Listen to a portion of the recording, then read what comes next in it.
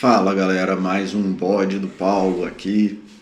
E hoje, cara, eu acho massa que às vezes a ciência ela faz uns negócios que faz a gente pensar sobre tudo, né? É uma das coisas que eu acho massa da, da, da ciência de forma geral e da psicologia de forma geral, que é a minha área de interesse.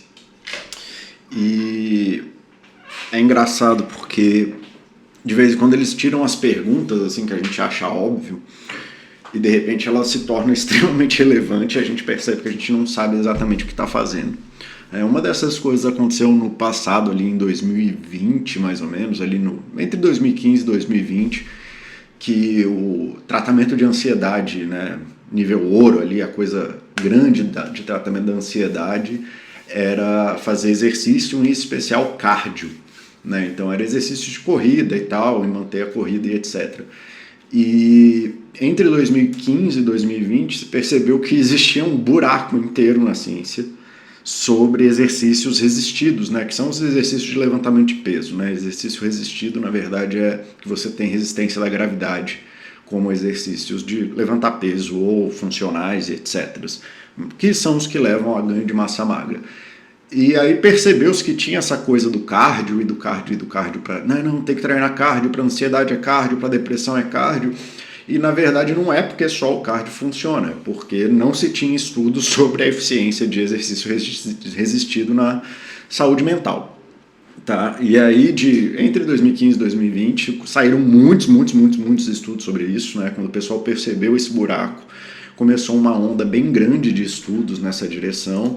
E hoje em dia a gente sabe muito bem que pratique esporte em intensidade de moderada para intensa ali, então tem que suar, tem que ficar sem fôlego, tem que ter fadiga muscular, e hoje em dia a percepção geral disso é que é isso aí que vai te ajudar com a ansiedade. Tanto faz ser cardio, tanto faz ser levantar peso, tanto faz o que seja. Mas enfim, por mais que isso seja verdade hoje em dia, a pergunta, né, que cabe aí é esses buracos da ciência que a gente fica falando as coisas e às vezes a gente não presta atenção em alguns vieses ou na nossa própria ignorância natural da coisa. Tá? E aí, uma das coisas que eu acho lindo, cara, é que você vem essas perguntas assim, tipo, é isso, assim, ninguém, sei lá quantos anos de ciência, parou para pensar sobre exercício resistido por um motivo qualquer, seja lá qual for. E eu tô lendo aqui, eu caí numa série de artigos e passei aí vários dias lendo sobre uma dessas perguntas que passou batido, que é sobre o impacto, né, é sobre crianças que têm ansiedade, então esse é o tema do bode, né, crianças, ansiedade em adolescentes e crianças, e né, muitas vezes a gente toma algumas coisas como garantido, então a gente tem aí protocolos de tratamento de ansiedade na criança, na infância e na adolescência. Isso tá ok, né? Tá bem normal e a gente sabe que é isso e tudo mais, né? Isso ajuda numa das coisas que eu acho que é a maior bobagem do mundo, que é todo mundo precisa de terapia, toda criança precisa de terapia e só precisa de terapia todo mundo. Eu acho isso uma coisa maluca, né? Porque não tem nenhum profissional que você precise tirar colo e não tem por que o psicólogo ser isso. E isso favorece um monte de coisa um monte de más concepções que a cultura tem sobre a psicologia, sendo que a maior responsável por o mau entendimento das pessoas sobre a psicologia é a própria psicologia. Né? Então a própria psicologia cria mitos e verdades erradas, né, sobre a vida de forma geral. Então tem-se essa ideia de que na terapia você vai ficar falando infinitamente, tem-se essa ideia de que o terapeuta não intervém, que né? Até hoje as pessoas acham estranho o meu modelo terapêutico, que eu sou um terapeuta que fala, em algumas sessões acaba que eu falo mais até que o paciente. Existem várias coisas aí, vários mitos de terapia que não fazem sentido nenhum hoje em dia, né? Nem no que a gente entende como psicologia, nem no que a gente entende como psicoterapia ou psicoterapia ambulatorial, que é o que eu pratico, né? Essa psicoterapia de consultório uma vez por semana, a cada 15 dias, a cada 30 dias, e nada disso faz muito sentido, né? A psicologia contemporânea se separou muito dessas ideias que ficam passando na televisão sobre o que é psicoterapia, e enfim, né? E hoje em dia a gente tem a ideia geral de psicoterapia, que ela é uma área da saúde, que ela tem interesse em promover saúde no que as ciências da saúde entendem que é saúde, basicamente. Então, e uma vez que vai se entendendo na saúde algumas coisas, perguntas dentro dos subdomínios, então na medicina, na fisioterapia, na terapia ocupacional, na psicologia, na nutrição e tudo mais, vão fazendo perguntas sobre isso, né? Então a gente tinha uma pergunta genérica sobre o que é ansiedade no ser humano, e aí a gente foi desenvolvendo modelos teóricos, modelos experimentais, modelos de todas as ordens possíveis, e foi entendendo isso, como que isso tem habilidade, como que isso se pratica no consultório, como que isso aparece no consultório, como que isso aparece na vida das pessoas, e por aí vai. E aí, eventualmente, a gente chega nos modelos terapêuticos de enfrentamento da ansiedade, que são muitas das coisas que eu já falei para vocês e falo muito nos chats e nos bots e etc. Tá? E aí existem várias questões sobre isso, né? Por exemplo, uma delas assim, existe 100% de evidência de que se eu tiver uma alavanca grande o suficiente, eu consigo mover o mundo, né? Isso a gente sabe como que funciona o princípio da alavanca, a gente sabe que se você fizer uma alavanca, fica muito mais fácil de você mexer alguma coisa, independente da massa que ela tenha, independente do peso que ela tenha, das coisas que acontecem, né? Mas a gente ao mesmo tempo sabe da impossibilidade total e absoluta de você criar uma alavanca que move o mundo, né? A quantidade de recursos para exercer essa ação não existe, né? Você ia precisar aí de coisas infinitas. Então, até esse tipo de discussão de como que eu faço uma intervenção a partir do meu conhecimento, a partir daquilo que eu sei que é real, aquilo que existe, mas como que a gente entrega isso para a população, é uma pergunta da psicologia, que é uma pergunta que geralmente os leigos não fazem, porque eles nem têm domínio e conhecimento suficiente para chegar no tipo de pergunta que a gente faz, né? Esse tipo de pergunta. Então existe aí na psicologia uma pergunta que é muito válida e muito comum, inclusive, como que eu aplico o conhecimento experimental, teórico, consenso, etc., no mundo real, como que eu consigo impactar certos tipos de pessoas, ou classes de pessoas, ou espaços de pessoas que precisam desse tipo de intervenção, como que eu entrego diferentes tipos de intervenção para diferentes grupos socioeconômicos que têm mais acesso ou menos acesso a certos tipos de coisa. Então, se por uma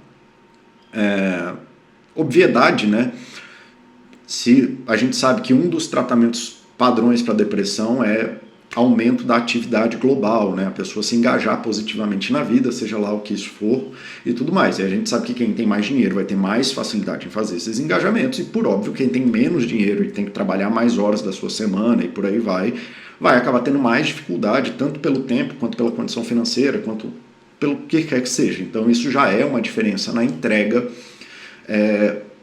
do produto da psicoterapia, né? Então, para diferentes populações, você tem que agir de formas diferentes.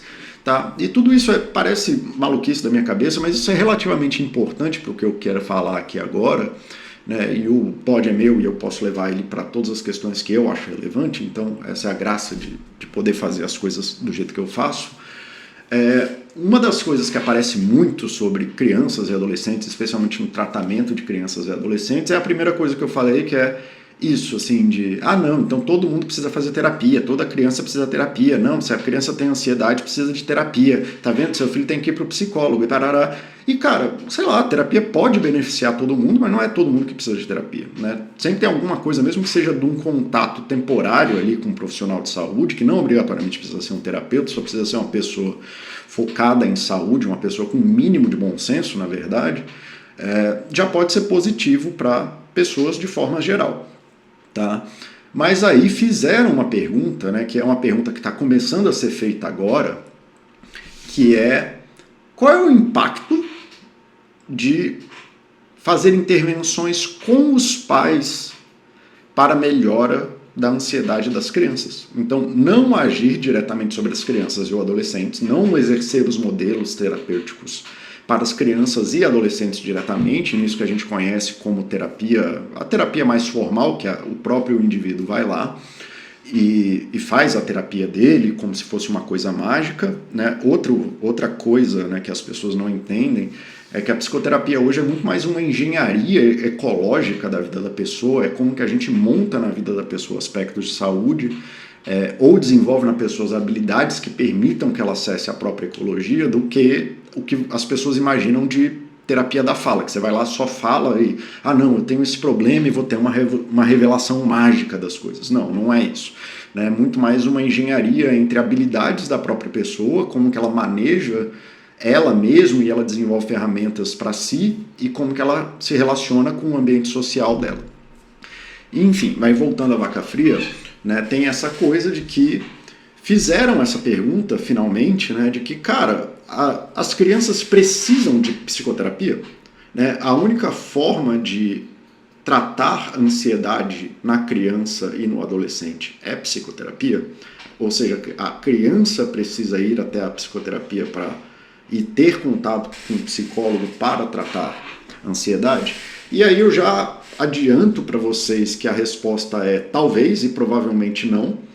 Essa não é a única forma. As evidências agora, como é uma pergunta feita recentemente, as evidências não são robustas, né? Não são grandes evidências, mas parece que está caminhando aí num consenso de se criar isso. Então é uma coisa relativamente nova. Os artigos mais antigos que eu estou vendo nesse modelo que está tentando responder essa pergunta aí são de 2022, 2023, então são coisas bem novas na ciência e vai demorar um tempo até ter respostas um pouquinho mais definitivas sobre isso, apesar da gente já poder sentir o cheiro da coisa. Então, pode ser que daqui a um tempo eu venha mudar a minha opinião, mas por hora eu estou querendo passar aqui não só para vocês terem noção, para poderem lidar melhor com os filhos de vocês, mas também para vocês pensarem melhor sobre a saúde de vocês, sobre esta questão da ansiedade ou de qualquer tipo de adoecimento psicoterapêutico, né, ou psicológico, que é o que eu falo. Aqui eu não fico fazendo o que os outros, influencer, coach, sei lá o que é inventando coisa mágica que não existe para resolver problema que também não existe. Aqui eu estou tentando educar vocês num aspecto maior de saúde que faça sentido, que de fato as pessoas, de forma geral, se beneficiem em relação a isso. Então, assim, o que tem saído nesses artigos, então aqui, né, no Journal of Affective Disorders, The Impact of Parent-Only Interventions on Child Anxiety. Né? Então, o impacto de intervenções somente parentais na ansiedade dos filhos. Então, vem mostrando que você ensinar para os pais formas de lidar com a ansiedade do filho e os pais passarem a ser um interventor do filho é uma coisa positiva.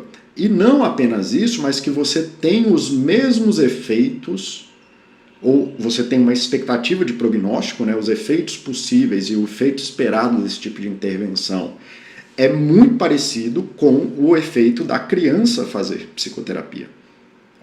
Então olha só, cara, não é porque você tem um tipo de adoecimento psicopatológico, ou você está com algum tipo de psicopatologia, ou está com algum tipo de sofrimento mental, não é que você tenha que fazer terapia. Isso aí já é uma puta parada grande, assim, na perspectiva de que, olha só, se você tiver um ambiente parental que consegue ser educativo e transformador para a ansiedade, e aí nesse estudo de 2020 do Journal of Affective Disorders, da Jill Witkowski, né, tá aqui falando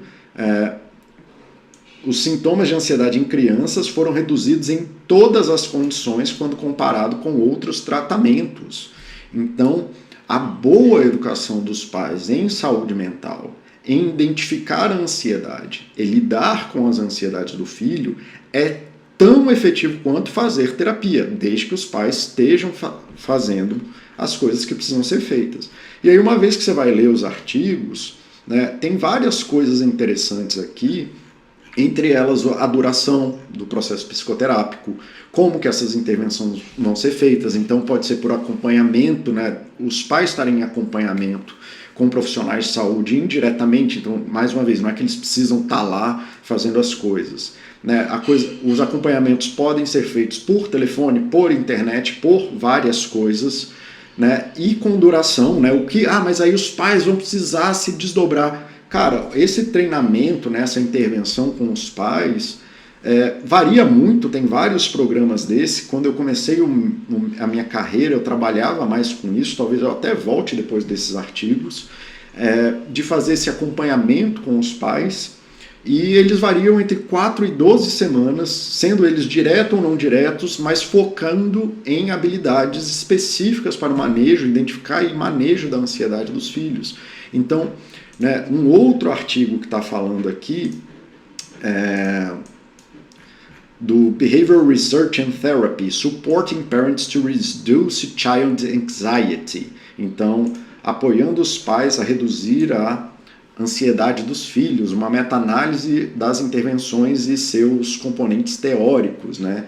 Então, você focando no desenvolvimento das habilidades dos pais, de colocar e transmitir isso para os filhos. E as habilidades são as mesmas que eu já falei aqui várias vezes, porque, cara, psicologia não tem magia, saúde não tem magia.